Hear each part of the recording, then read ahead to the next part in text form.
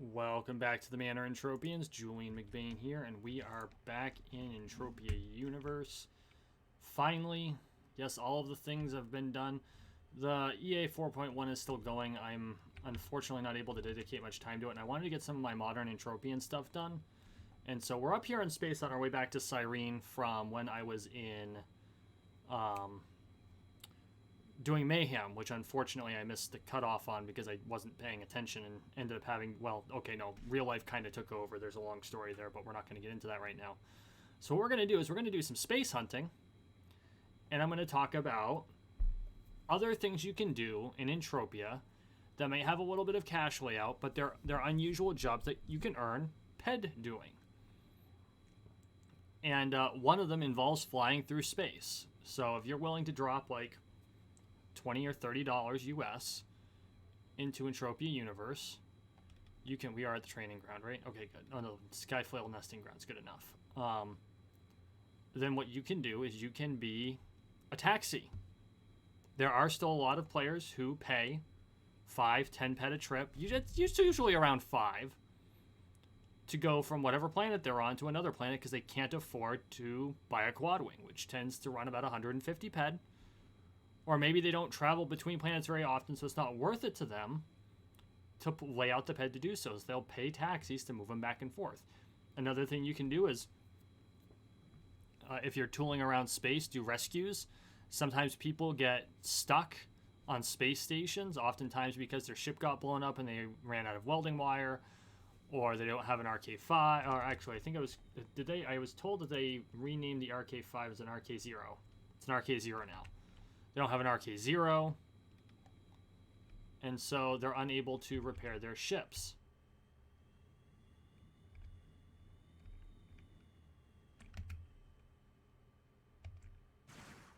Out of range. That wasn't ominous at all. That's right, the reticle turns red.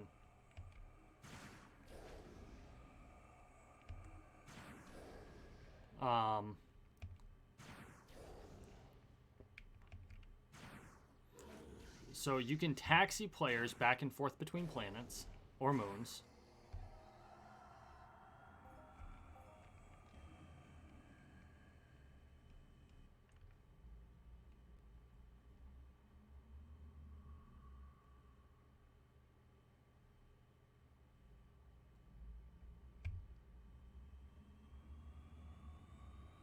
There's a definite creepy vibe they've added here.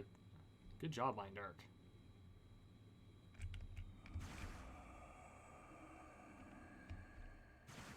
But yeah, you can taxi folk back and forth. It gets them where they want to go. You earn a few ped. You are going to spend ped in oil, of course. And you are going to spend ped in fuel. But on the bright side, you no longer have to worry about the atmospheric interface fees that used to exist. It used to actually cost money to go between planets. You'd have to pay to Mind Arc 2 ped every time you hit an atmosphere, whether you're going into space or coming back from space. Well, that is no longer the case. You can now go back and forth through the atmosphere at will without ever having to worry about dealing with those atmosphere entry fees. So now you can, taxiing is actually a lot more profitable. Don't use a sleep near. Okay? Do yourself a favor and everyone else, and if you're going to do it, invest in a quad. Just invest in a quad. Trust me when I say this, you don't want to be a sleep near taxi. You're not going to get much business, and travel between planets on a sleep near takes forever. Quite literally takes forever. And there's a reason they were known as pirate bait back when pirates were still a huge thing, and pirates are still around.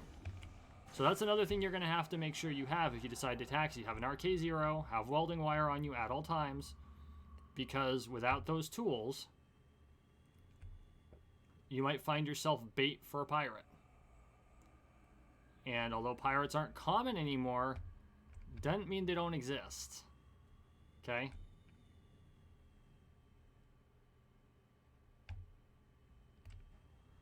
Um, Other jobs you can do in EU. You can be a guard or an escort. And we don't mean like, you know, an escort service escort. We're talking about like an armed guard. Where it's, now this is harder to do if you're not an Uber. But you can take newer people into higher level areas and you kill any mobs that come around.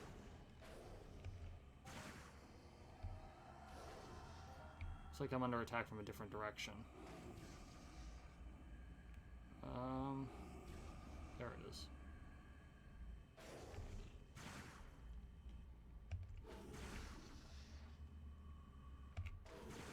Come on. But I've done taxi work, and it's actually quite enjoyable. Oftentimes you've got the person that you are escorting might be a great conversationalist. Of course, they could be an awful conversationalist, but they could be a great conversationalist. Where'd the planet go? We need...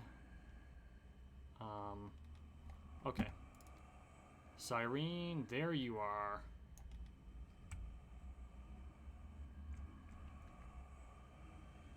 Okay, we are going to Scarper, the 3 AUs back to Cyrene Station to repair. Some of the best conversations I've ever had have been while I was taxiing someone. Everyone has their own story. Everyone's of various, you know, has been in the game a different length of time. And you might have some really enjoyable conversations. So, if you decide to give it a shot, I highly recommend. I do believe it can be a lot of fun. You know, the funny thing is I started this episode without even thinking about bringing up my booklet, because that would have been the smart thing to do. Did I tell you it's been a weird week or so, which is why I'm actually recording this on Wednesday night and not doing it on Monday night like I normally do. So when I post this, it'll be minutes after I finish recording it, assuming YouTube is behaving again.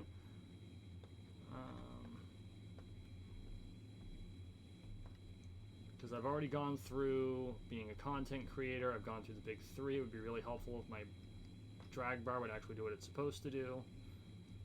Covered swunting.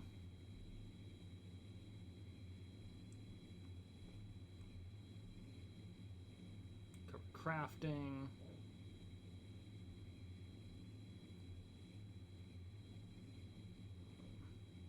Events. You can be an event holder. Is another job you can do in Entropia that does not necessarily require a huge ped layout. And here's what you do. You come up with an idea, right? You come up with an idea for an event and say, okay, I want to hold a hunt. And every, you know, if the first person to 10 globals wins a prize, and you go to the auction house and you put out some ped for the gun, and then you charge for tickets.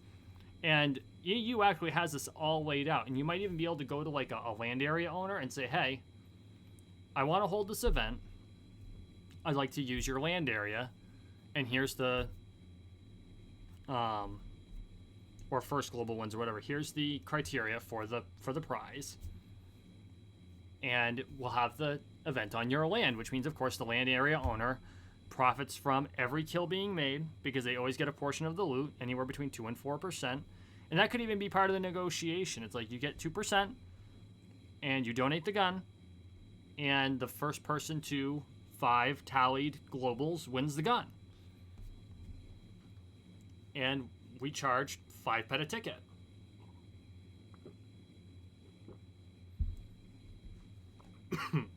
And there are landowners. Hang on. Drink the water, Julian. Don't inhale. There are land area owners that would absolutely do that. They would probably think that was kind of awesome. So you can create events like that. I know that, like, on Cyrene, there's an area on Cyrene that I think would make an awesome ass racetrack or stunt track or something. Come up with some sort of criteria, put the event together, have an award of some sort, and go for it. You know what I'm saying? I think that would be awesome. A third one, and this one's a lot less common now, but it's still out there, is to be a trader. Now, trade used to be huge back when you could use arbitrage between different towns in Entropia because there were no teleporters. And in fact, for a while, from what I understand, there were no real vehicles either. Well, there were ground vehicles, but you didn't have, space. You didn't have quad wings or. That wasn't me. That was the Kismet laser glitch. You didn't have quads. You didn't have Sleipnirs. You didn't have Goonirs or anything like that. So, what you would do is you'd buy up materials off of players that say Camp Icarus. Now, especially off newbies who can't necessarily get a whole lot at once, you might give them some money for it. Probably not a huge amount of markup, but it'll let them keep playing, right? And then you turn around, you aggregate all of them until you've got enough, and then you travel up to Twin Peaks, and then you resell it at markup. And you might only make a couple pet off a stack, or even a pet off a stack, but the business is volume. This is a game of microtransactions. It's always has been a game of microtransactions. It always will be a game of microtransactions. It's all about the volume.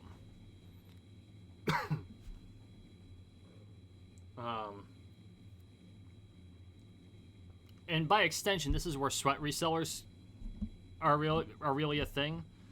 Sweat resellers are people who will go to the sweating fields like at Club Royal or at Boreas, and they'll buy sweat off of players for a lower price because they don't have a lot. And then they'll get stacks of like 50,000 sweat, and then they'll sell it to a crafter for a markup. And the markup may only be 10 peck per 1,000. But when you're doing 50, 60,000 bottles, you're making some pet off of it. And then you rinse and repeat. It's that simple. Now, from what I get gathered, the sweat reselling market is a bit of a cartel. It is not easy to break into. I've tried investigating a little bit with very little success. It's going to take time if that's the niche you want to fill. And the first thing you got to do is put the ped layout in order to get the ped from the player. Wait a second. According to my marker, we're right on top of the station.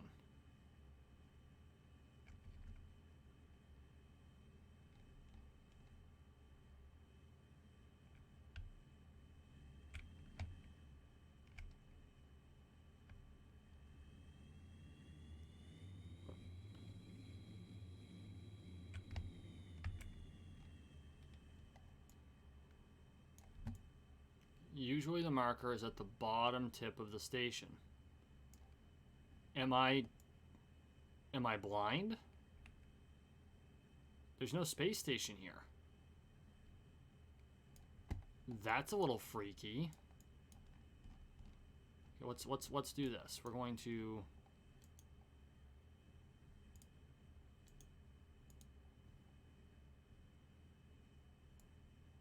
it says I'm still at the waypoint. Well, maybe there was a glitch.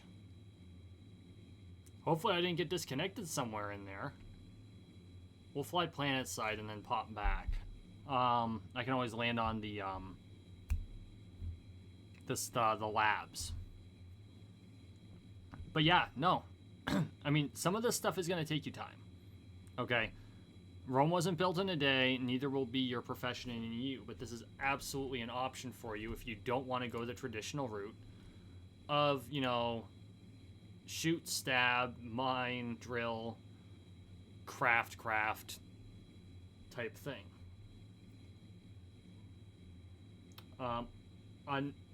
Yet another lesser known profession is to be a barber or sculptor, hairstylist.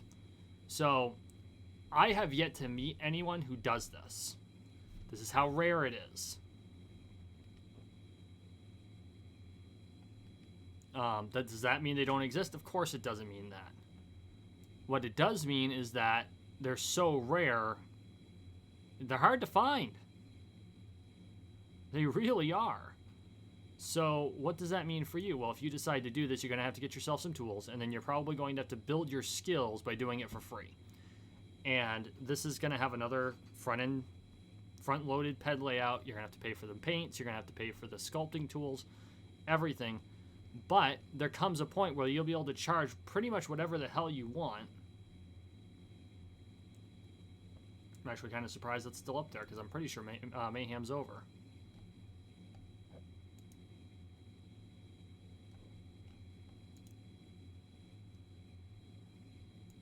I thought Mayhem was over. I can't get there from here. We'll figure that out later. Shit.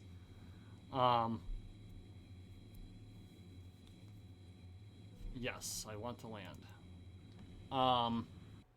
So you build a reputation and you start doing facial changes and hairstyling and all that stuff. And then you've got a roaring business. People love to customize their avatars. And there's no one who is... There's very few people who do it. In fact, they're so rare, I have never met anyone in Entropia universe that does it. Like, no joke, not exaggerating, that is absolutely true.